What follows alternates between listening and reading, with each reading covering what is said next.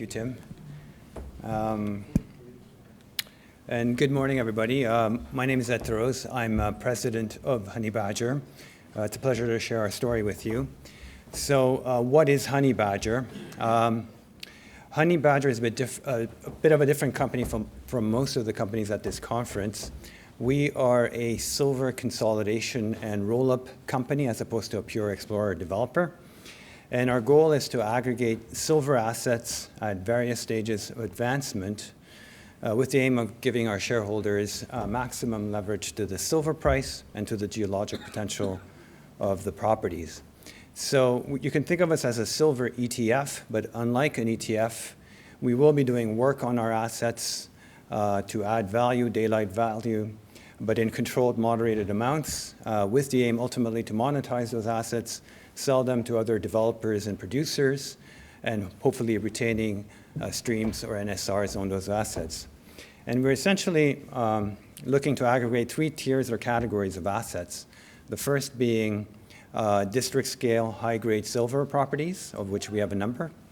The second would be projects with silver ounces in the ground, of which we have one and are in the process of acquiring a second. And third, ultimately, would be to have cash flowing streams and royalties. So that's sort of the business model for the company. So Honey Badger is chaired by Chad Williams, and many of you will know him personally or have heard the name. He is the founder of Red Cloud Securities, which has raised billions of dollars for the mining sector over the last few years through very difficult markets. Prior to Red Cloud, he was the CEO of Victoria Gold. He took Victoria Gold from a microcap in the depths of the financial crisis in 2007 and 8 and grew it through acquisitions to a $500 million company with the acquisition of the Dublin Gulch project, which is a producing gold mine today in the Yukon. And Chad took over management of Honey Badger about just under 2 years ago with the aim of implementing his silver roll-up vehicle concept. And in that time, we put together a very strong board. We have been very focused on M&A because we do think that, as the previous presenter said, assets are undervalued, and now is the time to be buying assets as opposed to doing exploration work and drilling. And given our strong connections in the industry and the networks we have excellent access to deal flow, so we see lots of M&A opportunities that most companies our size wouldn't typically see. And also we have access to capital for the right opportunities, again, given the connections we have in the industry. And over the last 18 months, we've so far completed 3 transactions and are just about to close on our 4th transaction. So on this slide, you can see the assets currently in our portfolio. With the exception of the Thunder Bay property, all of those assets were acquired in the last 18 months. You can see that they're all in the Yukon. As I mentioned, Chad was CEO of Victoria Gold, and I did Corp Dev there for 5 years as well. We both know the Yukon very well. We love it as a jurisdiction, both for its geologic potential and as a place for doing business. All of these assets are what we would classify as district scale high-grade silver properties. Clear Lakes does have a small silver resource on it. And in June, we announced the acquisition of the Cachinal project in Chile. Cachinal has 20 million ounces of silver on the books.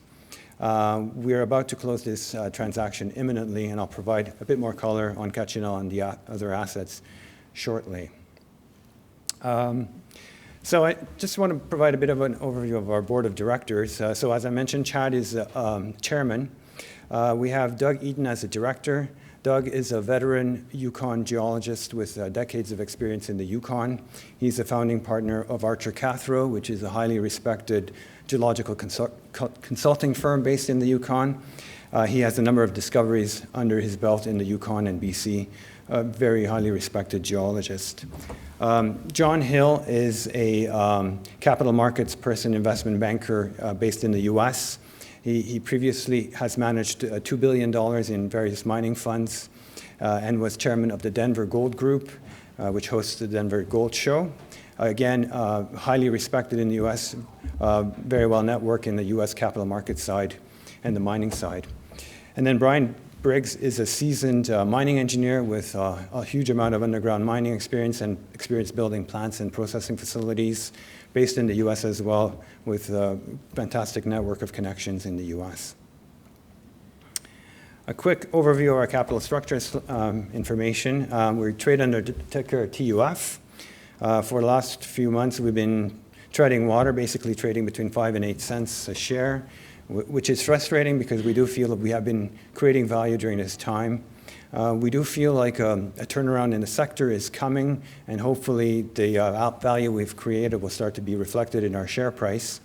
Eric Sprott owns the biggest shareholder of Honey Badger. He owns just under 10%, I believe it is, and Chad Williams is number 2, not far behind Eric. Yeah, so why silver?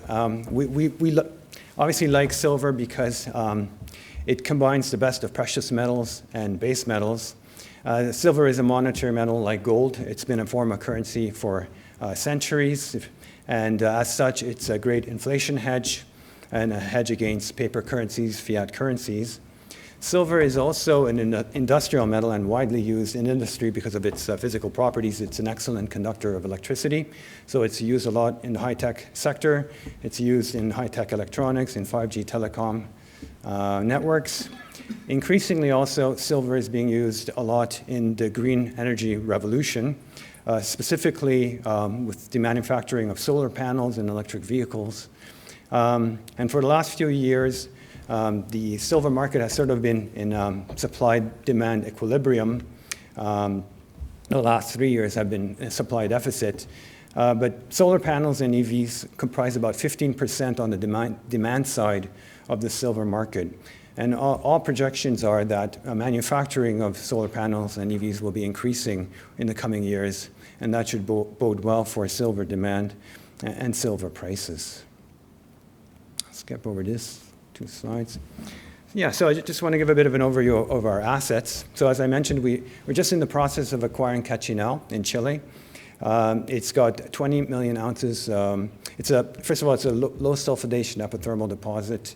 It's got 20 million ounces of silver on the books in a 2020 SRK NI 43-1 report. 15 million of those ounces are in an open pit.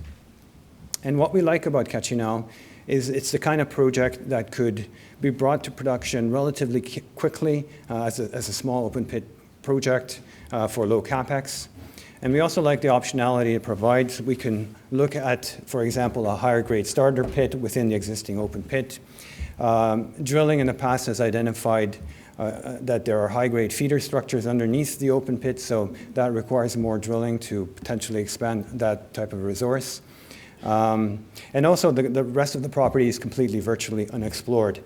The property is essentially under alluvial cover, so these types of deposits and structures rarely occur in isolation, so it's possible to find repeat structures on the greater property. But the important thing to mention about Cachinal is that it occurs 16 kilometers north of Austral-Gold's Guanaco mine and processing facility. This is a 2,000 ton a day mill and cyanidation plant.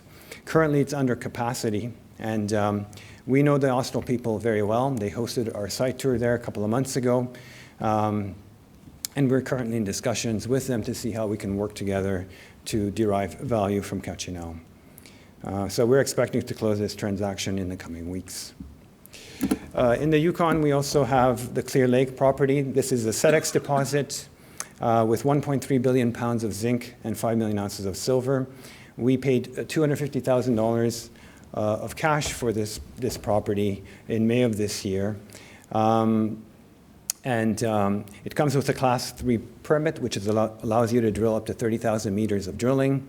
And we like the optionality that this property provides. This is the kind of property we could spin out into a base metal company and retain a royalty on the silver, or sell to a base metal developer or producer and again retain a silver royalty.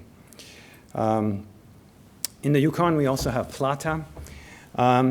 If there's one thing to say about Plata is that geologically it's a dead ringer. It's an analog of the Keno Hill Silver District, which is also in the Yukon. The Keno Hill Silver District produced 200 million ounces of silver throughout the 20th century, essentially. And geologically, Keno Hill and Plata are identical. The only difference is that Keno Hill has seen 100 years of exploration, development, and mining, whereas Plata has seen virtually no exploration or very little exploration. So it's a 5,000 hectare property with 30 very high-grade silver showings on the property along several kilometers of trend. These have seen minimal exploration, as I mentioned.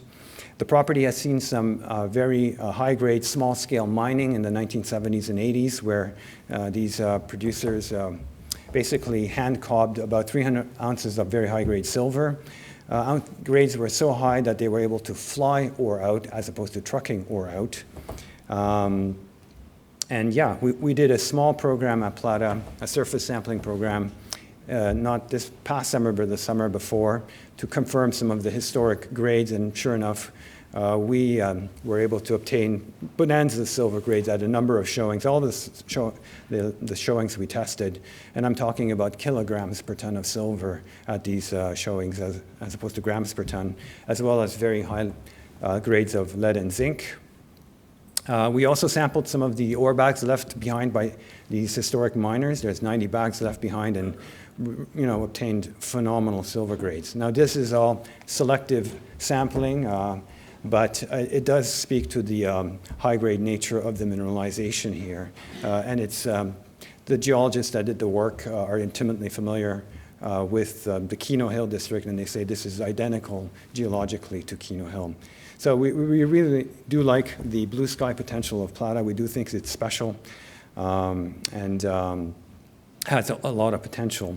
As a side note, the other thing to mention about Plata is it occurs about 30 kilometers to the west of the recent gold discovery made by Snowline in the Yukon. This is a reduced intrusion gold system similar to the Dublin Gulch project. The amazing thing is that this discovery crops out at surface, and it looks like it could be another multi-million ounce gold project, still early days, but the early drilling is very, very, very encouraging. It again speaks to the geologic potential of the Yukon, and you can still make these kinds of discoveries in the Yukon, which is one of the reasons why we like that part of the world so much. Our Groundhog property also in the Yukon is similar to Plata. It's a district scale, high-grade silver property. It's got 18 showings over several kilometers. These showings have returned very high-grade silver values and lead zinc values as well, and high-grade gold values. We did a small program there this summer. One thing to mention, actually, none of these showings have ever been drilled. We did a small surface program there this summer and are waiting for assays, and we'll publish those as soon as we receive them. And in Thunder Bay, we also have the Thunder Bay Silver District properties. This is a historic silver camp that in the late 1800s produced 5 million ounces of very high-grade silver. And then it was sort of forgotten by time as people discovered the cobalt silver camp in eastern Ontario, and attention shifted to the east. This camp still has dozens and dozens of silver showings that have never been followed up on with modern exploration, or very little modern exploration. So that's just one of the properties in our portfolio that we're just going to be sitting on. So yeah, that sort of wraps up my presentation. As mentioned, we're not your typical exploration company. We're more a silver roll-up or consolidation company. Our aim is to provide shareholders with maximum leverage to the silver price. And if you believe in silver, think of Honey Badger. We're just getting started.